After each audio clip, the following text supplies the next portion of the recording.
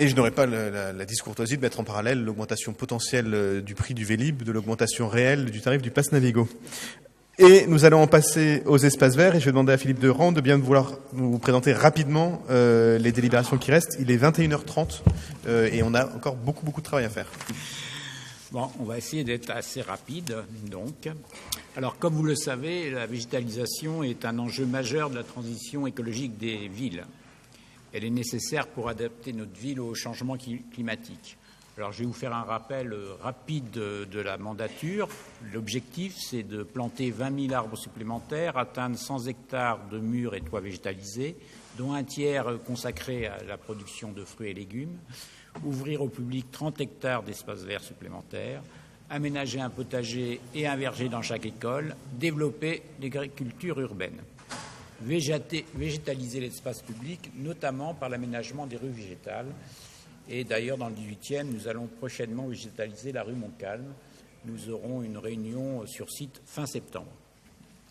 Dans le cadre de cette politique, il y a aussi la nécessité de donner des outils aux Parisiens et aux Parisiennes. Et c'est pour ça qu'il y a eu le permis de végétaliser qui a été mis en place en 2015. Personnellement, j'ai mis en place l'opération Végétalisons notre 18e, qui séduit de plus en plus de personnes.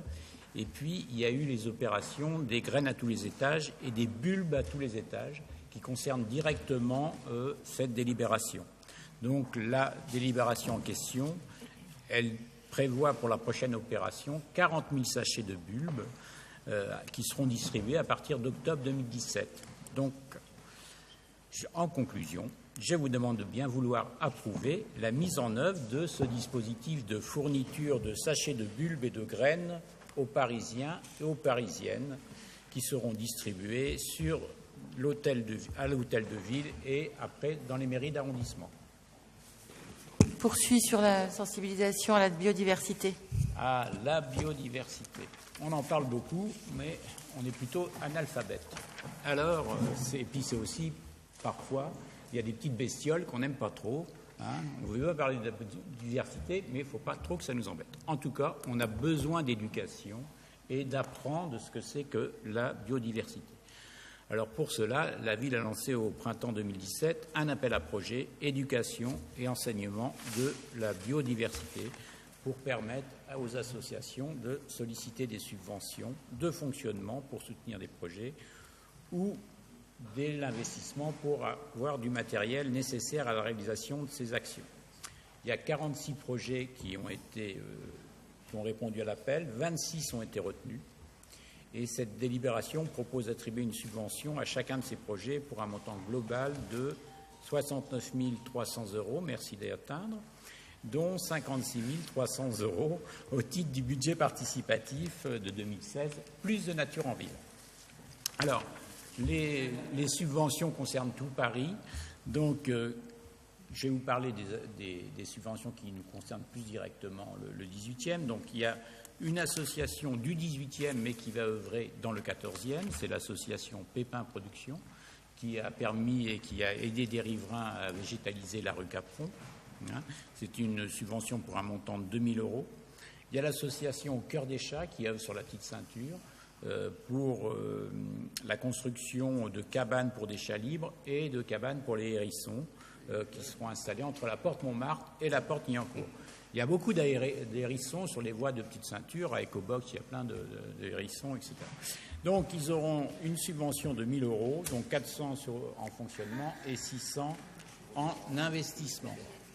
Il y a l'association Les Amis Recycleurs, qui ont pour un projet pédagogique qui est destiné à sensibiliser à l'éco-responsabilité les classes d'élèves de l'arrondissement.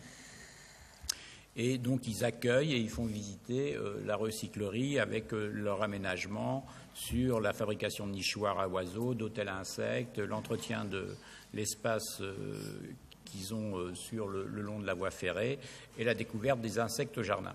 Et c'est une subvention de 4 000 € sur l'investissement.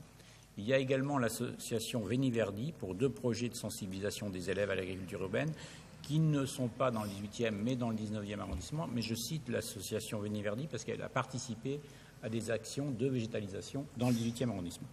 Après, il y a tout un ensemble d'associations qui portent des projets plus globaux sur l'ensemble du territoire ou sur plusieurs secteurs. Je vous les cite très rapidement. L'association France Nature Environnement, l'association des Dalles, l'association Coquino, l'association Les Amis de la Terra Eco, l'association Le Corif, l'association Confédération Paysanne, la Ligue pour la protection des oiseaux, l'association Minga Faire Ensemble et l'association Noé Conservation.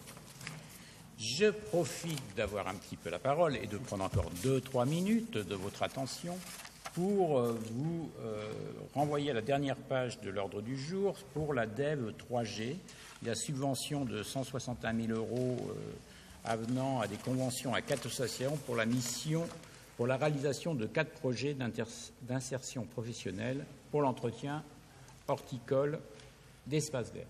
Donc vous savez que la Ville de Paris favorise les chantiers d'insertion et l'accompagnement et au retour à l'emploi pour des personnes qui en sont éloignées. Donc dans ce cadre, il y a des conventions pour la gestion et l'entretien horticole de certains espaces verts de la Ville de Paris. En ce qui concerne le 18e, là c'est l'association Alage qui entretient le stade des Poissonniers et la somme est de 24 000 €. Donc nous ne voterons pas cette délibération, mais nous voterons les 2 premières que je soumets à votre vote. Merci. Aspect important, effectivement, que celui de l'insertion dans les projets espaces verts, qui sera aussi très présent sur la petite ceinture. C'est un des grands volets des futurs aménagements de la petite ceinture. Alors, y a-t-il des demandes de prise de parole sur les délibérations DEV? Non. Je soumets au vote la DEV 118. À l'unanimité, je vous remercie. La DEV 150. Même vote. Parfait.